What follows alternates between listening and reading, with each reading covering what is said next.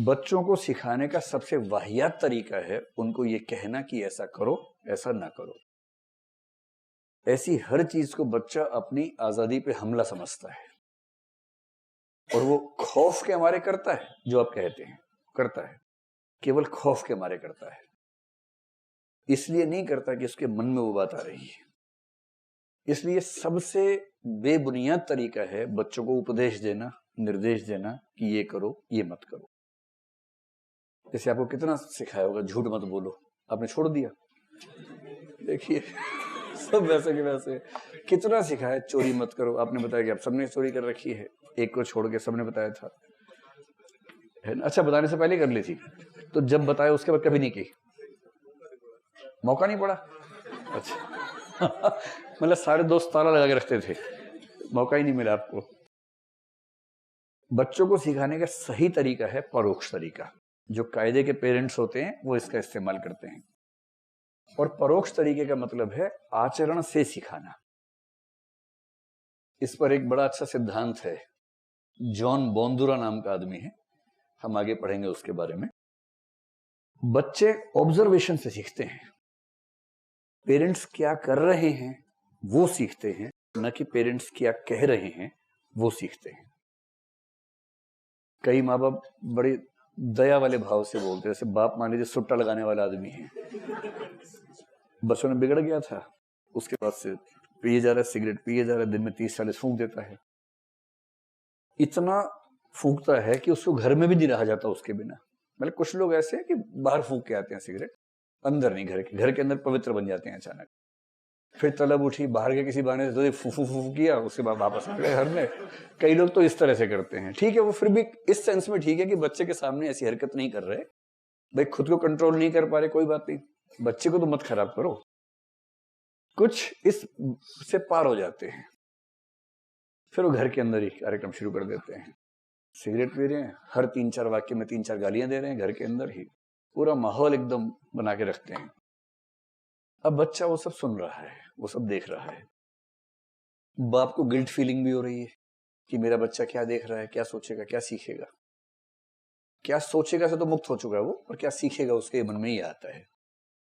तो ऐसे पेरेंट्स बच्चों के सामने बड़ी दयनीय सा चेहरा बना के बोलते हैं कि बेटा ये सीखना मत, मैं तो बेटा बहुत मजबूर हूं बेटा, गलती से मैंने शुरू कर दिया था बेटा, ये तो जहर है बेटा, जहर, मेरे फेफड़े खत्म हो गए हैं बेटा, मैं जल्दी मर जाऊंगा, तुम ये मत करना बेटा।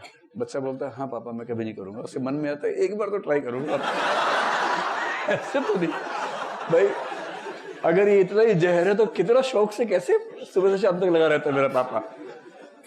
ऐसे अगर कोई घर में पेरेंट्स गालियां बकते हैं और वो उम्मीद करते हैं कि बच्चा गालियां नहीं देगा, तो इससे हवाई उम्मीद कोई नहीं है। वो गाली नहीं देते हैं तो भी ये उम्मीद नहीं करनी चाहिए कि बच्चा नहीं देगा, लेकिन अगर वो गाली दे रहे हैं उसके बाद तो उनको हक ही नहीं बनता है। 2 साल का बच्चा अगर घर में गालियां दी जाती, वो बाहर के इलाके में प्रसिद्ध हो जाता है कि 2 साल का बच्चा पर गालियां बड़ी अच्छी देता है।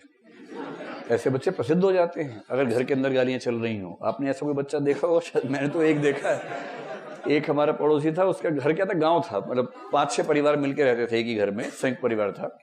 उनमें एक चाचा था, एक ही होता है बेसिकली, खूब गालियां बकता था।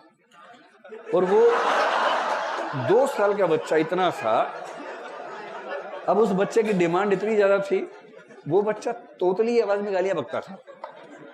अब समझ रहे कि तोतली आवाज में गालियां, तो आसपास के घरों में सब लोग उस बच्चे को बुलाते थे, इधर इधर इधर इधर इधर, दो चॉकलेट खाओ, चॉकलेट खाओ, दो गाली दो। तो वो उसकी थोड़ा तोतलाती आवाज में गालियां सुन के मुग्ध हो जाते थे, कितनी मीठी मीठी गालियां दे रहा है, उसके बाद चॉकलेट। और बच्चा मस्त सोच रहा है रोजगार मिल गया मुझे तो। इतनी कम उम्र में रोजगार, देखिए कितनी बड़ी बात है। और उसकी वजह क्या है? उसके घर में एक ऐसा व्यक्ति है जिसकी आवाज उसने सुनी है और उसने महसूस किया कि इन शब्दों का असर बाकी शब्दों से ज्यादा है। उसे पता नहीं उसका मतलब क्या है, उसको बस ये पता है कि इस शब्द में ताकत है। और जब उसको लगता है मेरी बात कोई नहीं सुन रहा, वो शब्द बोल देता है। फिर सब ध्यान से सुनते हैं तो उसको लगता है एकदम सही बात है, कितना ताकतवर शब्द है, फिर वो अभ्यस्त हो जाता है। यही सारा खेल है। जॉन बोंदुरा नाम है इस भोंदू नहीं, बोंदुरा। जॉन बोंदुरा नाम का एक मनोवैज्ञानिक है।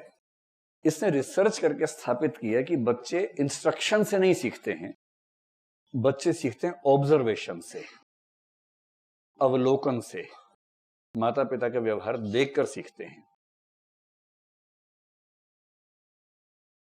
अगर आपने बच्चों को थोड़ा सा ध्यान से गौर किया हो तो 6-8 महीने का बच्चा अपने बाप और माँ की एक्टिंग खूब करता है, उसको रोल प्लेइंग कहते हैं।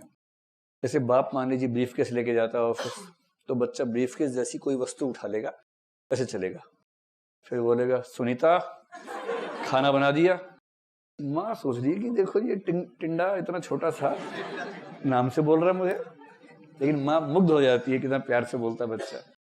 फिर वो बाप के सामने माँ की एक्टिंग करता है, एकदम आटे वाटे में हाथ रखकर चला जाता है, ए जी खाना खा लो। तो ए जी मतलब अबे गधे, शॉर्ट फॉर्म में।